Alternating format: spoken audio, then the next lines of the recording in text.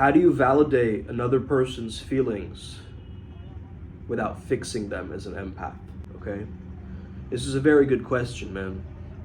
And I've had to learn this the hard way, okay? First and foremost, I used to be very much in my yin in my younger years as a teen, okay? Because I was finding it so difficult to embrace my own masculinity, I felt like, you know?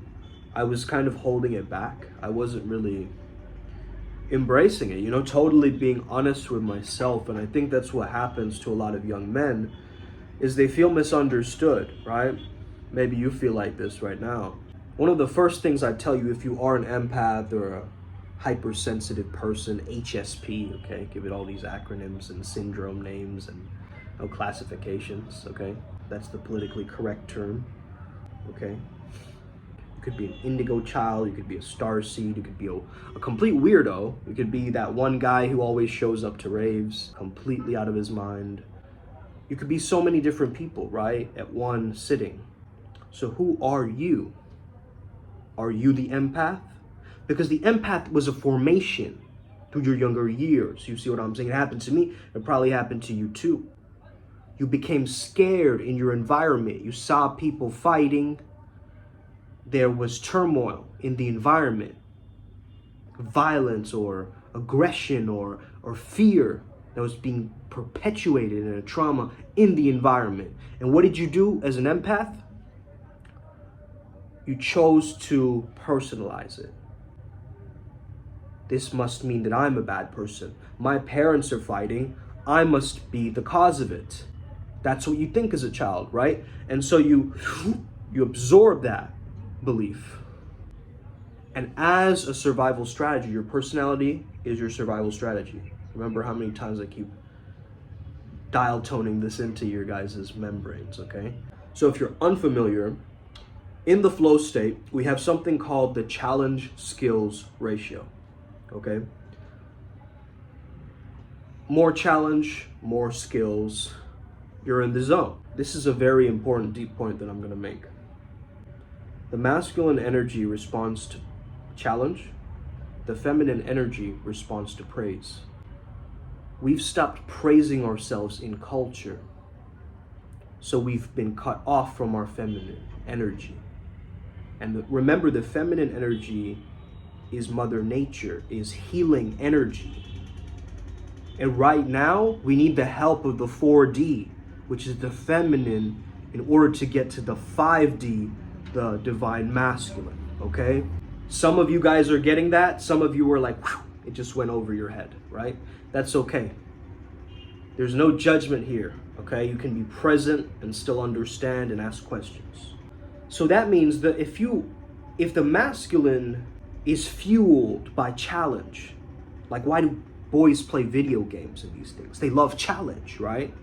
The female ram mates with the winner of the ram to ram contact sport, okay?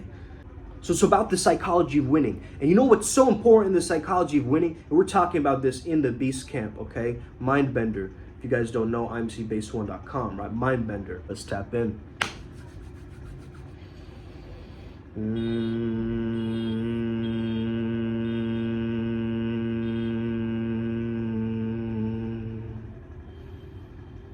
I have been fascinated with the flow state since the longest time, for like a decade or so. And I understand how important this tool is. It's a vehicle for us. It's a vehicle for your transformation to get to point A to point B. Make it smoother, make it more flowy, rather than what? Clunky.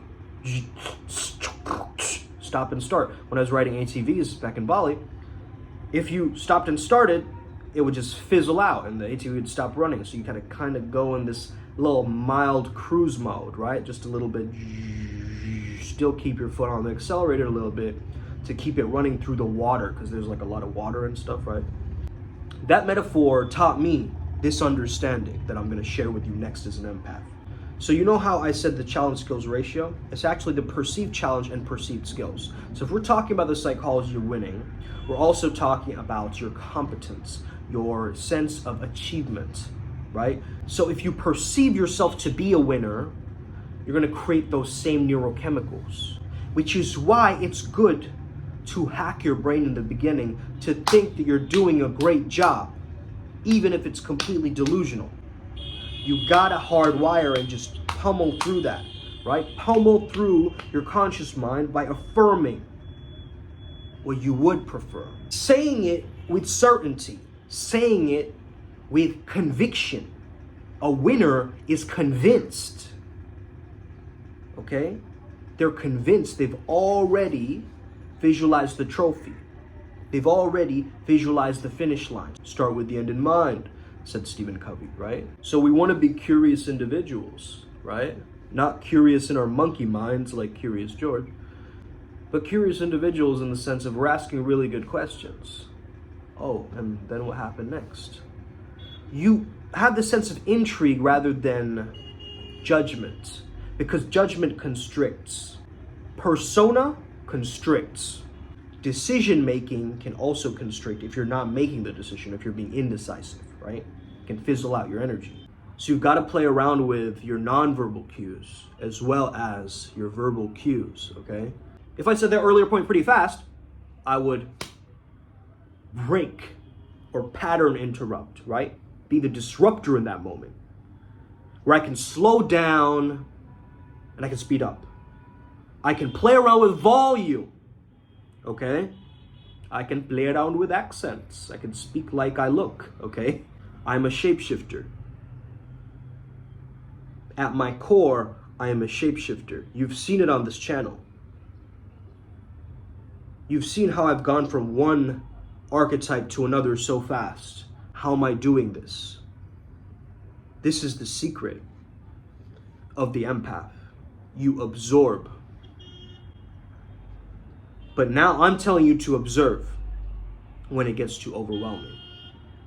Shield up, okay? Bubble of light around you. Limit your reaction.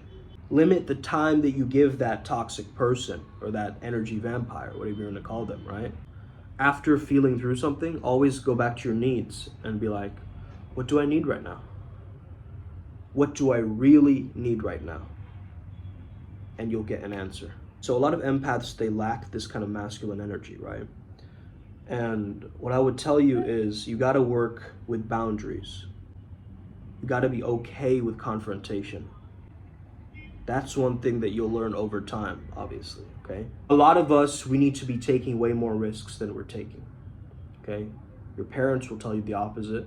Your parents will tell you don't take any risks at all, okay? Like live up in a bomb shelter where I control what you read, I control what you watch, I control what you do. Like that's not parenting, bro. Yes, of course, there's datums and principles and rules, but you gotta embody that example if you want your kids to learn. You get what I'm saying? So you wanna fix it when you feel like resisting your feelings. But how can you fix something that is not broken in the first place? It's just stacked with a bunch of this emotional baggage, which hasn't been processed yet, that's all. Sometimes we just tend to forget, man, that everyone has feelings, right? Everyone has feelings. They might be good at hiding it, they might be good at suppressing it, but everybody has feelings, man. That's cool, and that's a part of the human experience. You can't shame that away. What are you gonna do? You're gonna lock that in a cage? I mean, seriously though, a lot of you guys are just cock-blocking yourselves with your self-talk. Is your self-talk that of a winner when you go into that? It's not, is it? Isn't it strange when you start losing even more, and then you start losing even more, and you go in a downward spiral? The same thing can happen. It's called an upward spiral, where you change your thoughts, which will change your emotions, which will change your actions, which will change your thoughts. Again, it's a cycle. So you gotta get that positive attitude. That's the biggest thing. If you wanna take anything away from this video, positive mental attitude is gonna help you as an empath. You wanna validate someone, acknowledge them for what they've said, understand where they're coming from, but stop making plans when you're exhausted, right? Stop saying yes to everything. As an empath, I highly recommend you don't keep back-to-back appointments. I don't recommend it. I recommend that you have some breaks between each appointment. This is a great frame of mind to have as an empath. You're a researcher. You're simply researching the human species, and this is a person who's one of your case studies. Okay? Any judgments or own personalization that you have for that scenario, as a researcher, it's going to skew your data. Okay? You don't want to get 1,000 different outliers, right? You want to get a solid data set, some predictable patterns that you're observing. You know how I framed it as, okay, as an artist? I feel so much, so I create so much. You get it? I feel so much, so I create so much. So my feeling or emotions are associated, connected to my productivity. It's not away from it, but try having time management when you're stressed out and emotional. Try being on time and very organized or very disciplined when you're emotional. It can be very difficult, right? And so that's why you need emotional intelligence training and emotional regulation. And my personal favorite, pleasure alchemy or emotional alchemy in this sense. How to take one negative experience and reframe it into a positive. I have to do this. No, I choose to do this. I get to do this, okay? Also, try and keep a low tone when you're feeling very emotional or you feel like you want to cry. So just kind of, stay to this neutral tone. It'll really calm you down in your own mind instead of going immediately with shouting and, that harsh attack mode. Because it's fight or flight, right? We're actually scared. Okay, it's fear mode. That's why we're attacking or angry going ahead.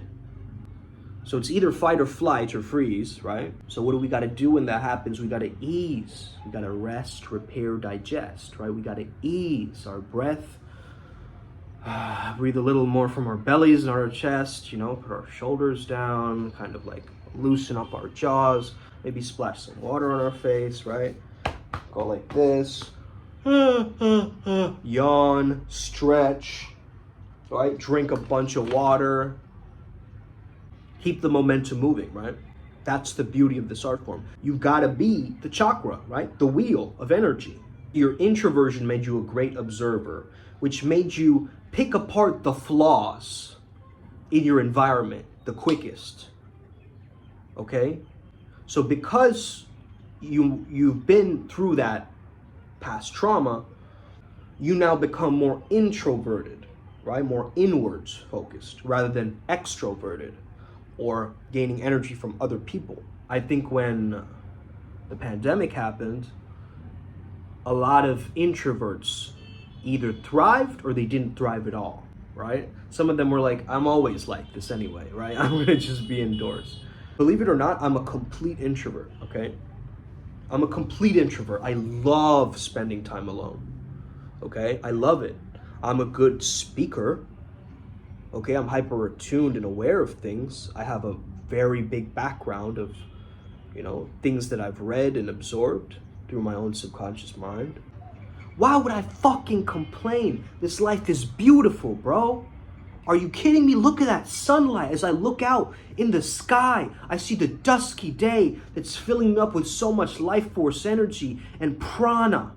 AZD said something in class about the Naga, how he taps into the Naga energy, and it just clicked. Like everything that he said was also resonating with me because I do that, imagining that my spine is like a Kundalini serpent, and I do that similar motion of maintaining that level of depth and that snap, almost that attack level, a pocket of complete bliss where you can't really take your pressure off of the valve, right? It's just going and going, and it's gonna find a way to get to you. Look, if you feel a lot, you gotta understand what you feel is not who you are. I feel sad. That's a feeling. You're not a sad person, don't worry. You're just experiencing a feeling. But if that feeling goes on and on, then it starts becoming a mood. Then a mood, over many years, becomes a personality. So character development is the greatest transformation that you need.